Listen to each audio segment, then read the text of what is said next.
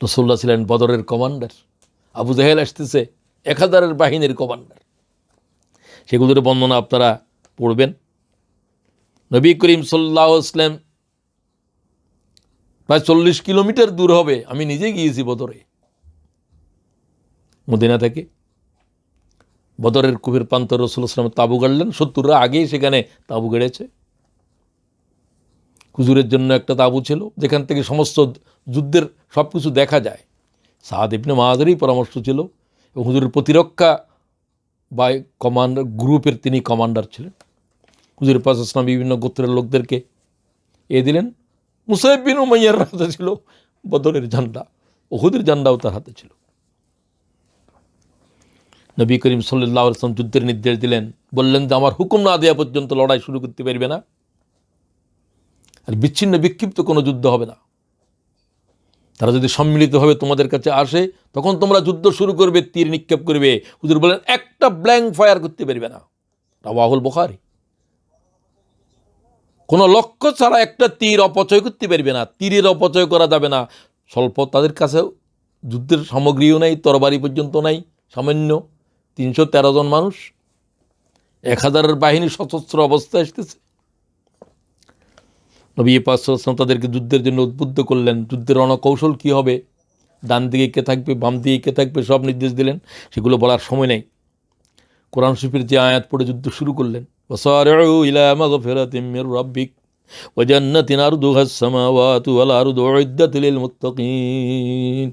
এই আয়াত পড়ে রাসূলুল্লাহ সাল্লাল্লাহু আলাইহি ওয়াসাল্লাম বদরের যুদ্ধ শুরু করলেন। নির্দেশ দিলেন, তোমরা ওই জান্নাতের দিকে আগুয়ান হও যে জান্নাত আকাশ পৃথিবী জুড়ে রয়েছে। আর বললেন, ইয়া আইয়ুহাল্লাযীনা আমানু ইযা লাকীতুমুল্লাযীনা কাফারু যাফান ফালা তুওয়াল্লুহুমুল আদবার। তোমাদেরকে আল্লাহ নির্দেশ দিয়েছে, কাফের যদি তোমাদের মোকাবেলায় দাঁড়ায়, খবরদার, শত্রুকে পিঠ দেখাতে পারবে না।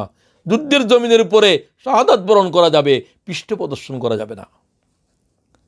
সূরা আনফালের 15 আয়াত। রাসূলুল্লাহ 2 আয়াত পড়েই যুদ্ধ শুরু করলেন।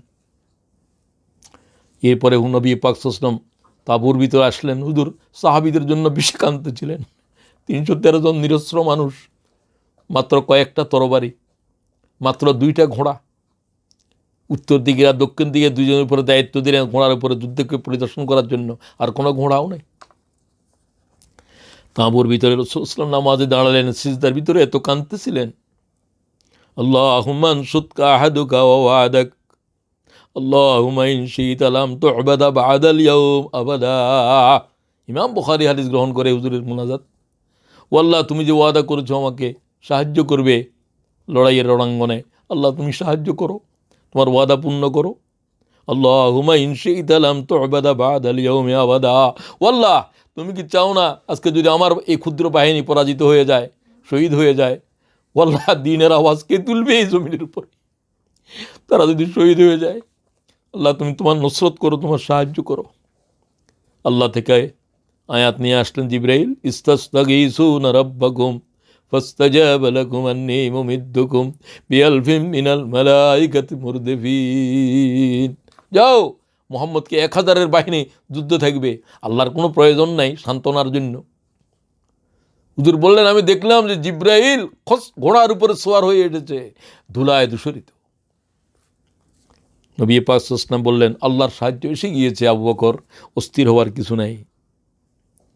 সেই যুদ্ধ কীরকম ছিল সেই ইতিহাস পড়ে নিয়েন।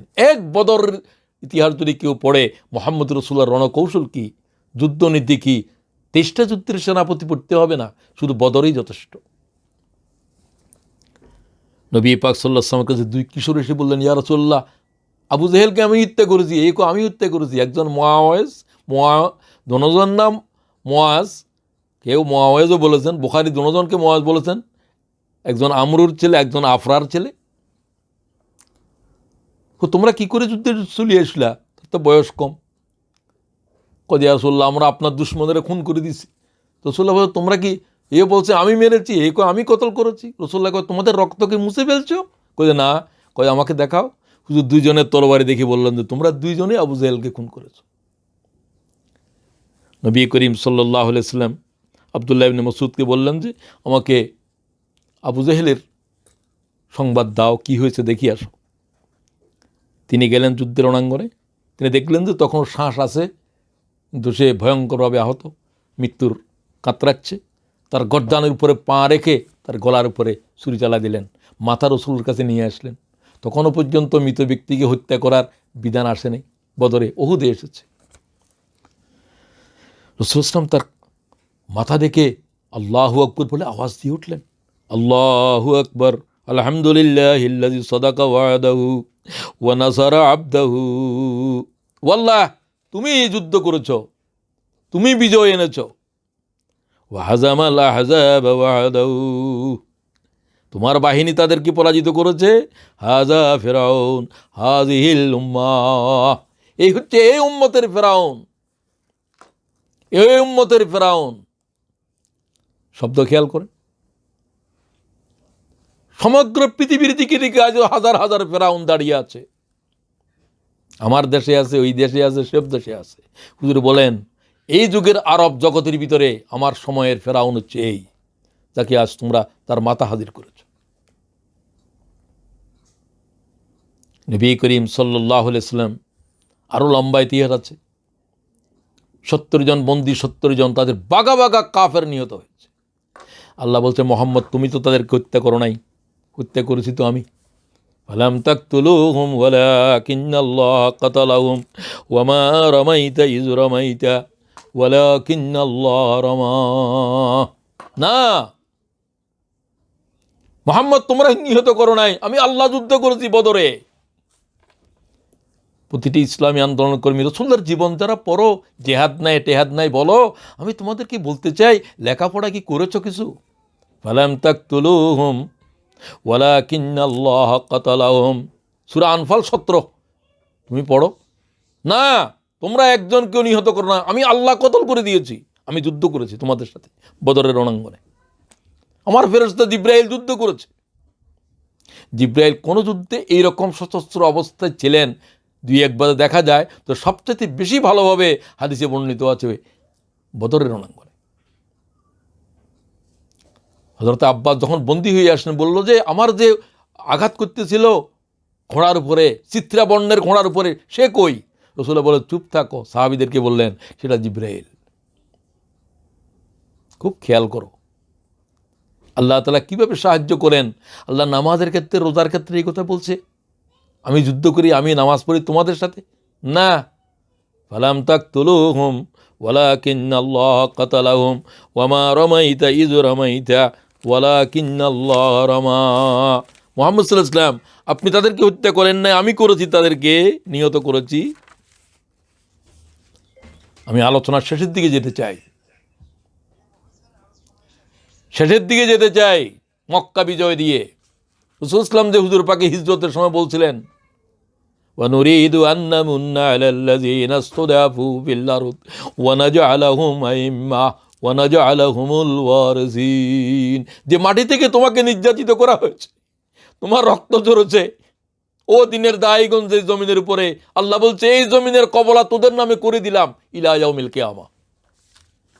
যে জমিনের উপরে তোমাদের নেতৃবৃন্দকে ফাঁসি দেওয়া হয়েছে, যাদের রক্ত এই জমিন চুষে গিয়েছে, আল্লাহ বলছে এই জমিনের হক তোদের, আমি তোদেরকে এই জমিনের ইমাম বানাবো।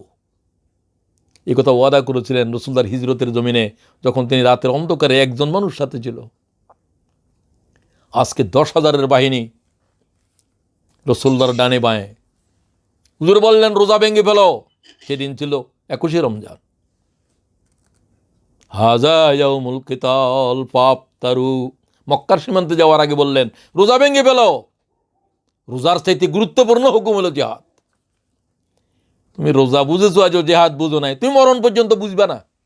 তুমি মুনাফেক, তো মুনাফেক বুঝবে না কখন। মুনাফেক নামাজ বুঝে, রোজা বুঝে, হজ বুঝে, খোদার দিন কায়েম বুঝে না। আল্লাহর কসম, এরা মুনাফেক, কোনো সন্দেহ নাই। মুনাফেকই তো যুদ্ধের জমিন থেকে ফিরে এসেছে, নামাজ থেকে তো ফিরে যায় নাই।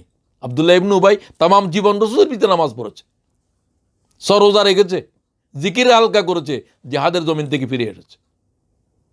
রাসূলুল্লাহ তো এদের জানাজা হারাম করে দিয়েছে। ফালা তুসাল্লি আলা আহাদিম মিনহুম মাতা আবাদা, কিয়ামত পর্যন্ত এদের জানাজা পর্যন্ত হারাম করে দিলাম। তুমি তাকে ইমাম বানাইছো, কয় যে আমি তো যে ইসলামী আন্দোলন করি না, আমি কোনো রাজনৈতিক দল নাই, এদের পিছনে নামাজ জায়েজ হবে? নামাজ জায়েজ হবে? আমি তো মুফতি নই, ফতোয়া দিতে পারতেছি না, কোরআন শরীফতে ফতোয়া দিচ্ছে, এর জানাজা পড়াও জায়েজ নেই।